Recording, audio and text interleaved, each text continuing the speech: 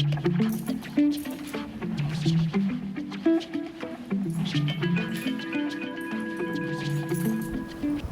से मैं पूछना ये चाहता हूँ कि जैसे भारत देश है और भारत देश में आपने भी कहा है, जैसा कि मैंने सुना है, समझा है, और अन्य बुद्ध पुरुष भी यहाँ आते भी रहे हैं और कहते भी रहे हैं कि यहाँ की जलवायु ऐसी है कि जो बुद्ध है यहाँ पे इनका आगमन होता ही रहता है।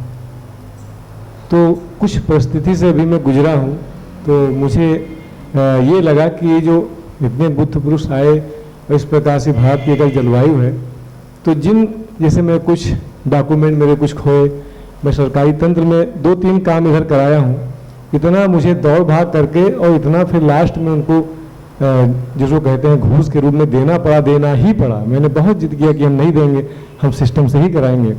अभी डीएल मेरा खोया और गाड़ी के कागजात खोए, भैया वहाँ से आए, मैं आज इतना दौड़ा हूँ, लास्ट में मैं थक हार गया, पैसे भी लगाया, लास्ट में कम से कम 5-7 गुना वो लेते हैं। अगर 500 मिला के 500 लगना है तो करीब 2,500 रुपये देना पड़ता है।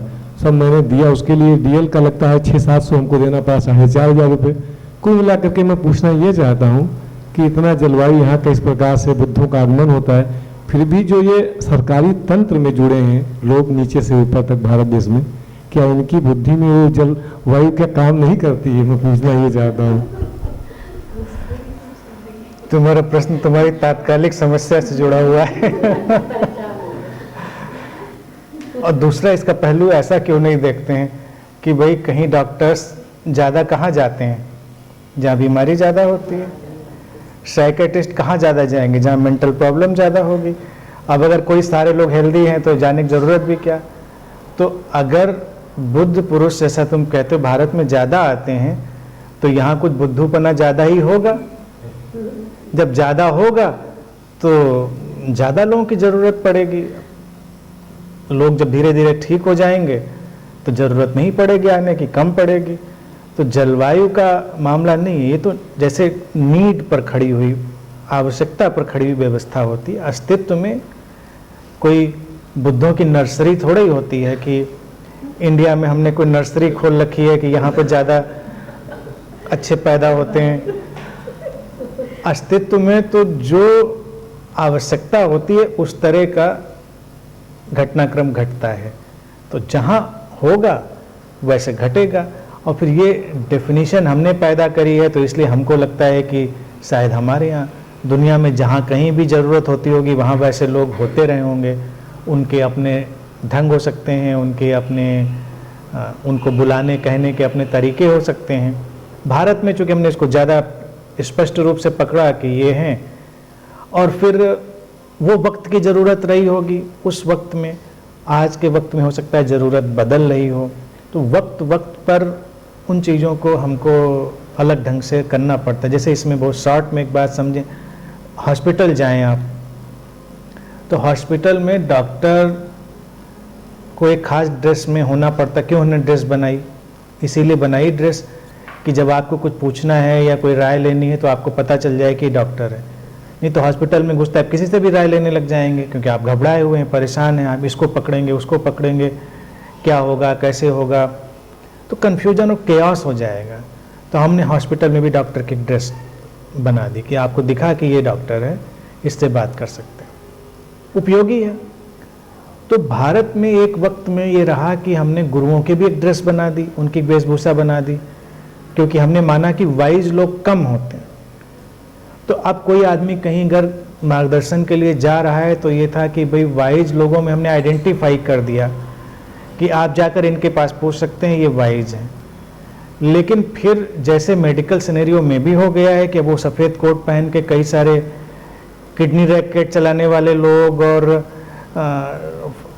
फर्जी पैथोलॉजिकल टेस्ट कराने वाले लोग, ये सब भी हॉस्पिटल से मिल जाएंगे। आप जाएंगे, पेशेंट्स अभी आए दिन पेपर्स में निकलता है, आपने देखा वाइट कोट, इन्हीं से पूछ लेते हैं भाई क्या करें, तो उन्होंने कहा नहीं तुम यहाँ कहाँ, इस हॉस्पिटल में कहाँ है, जरा उस वाले हॉस्पिटल में चलो। उन्होंने गाइड कर दिया आपको और फिर आपको उसका खामियाजा भुगतना पड़ा।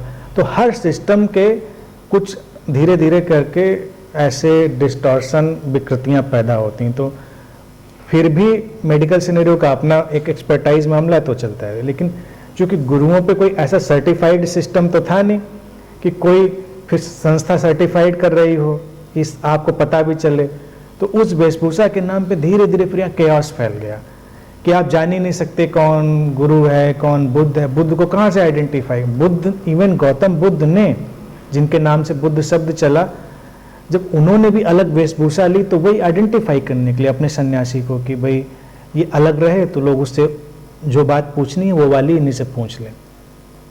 आज के वक्त में मुझे लगता है हम लोग जिस इवोल्यूशन के कगार पे हैं इस मॉडर्न टाइम में, कम से कम स्पिरिचुअल सिनेरियो में और बुद्धों में और गुरुओं में इस अलग आइडेंटिफिकेशन को ड्रॉप कर देना चाहिए।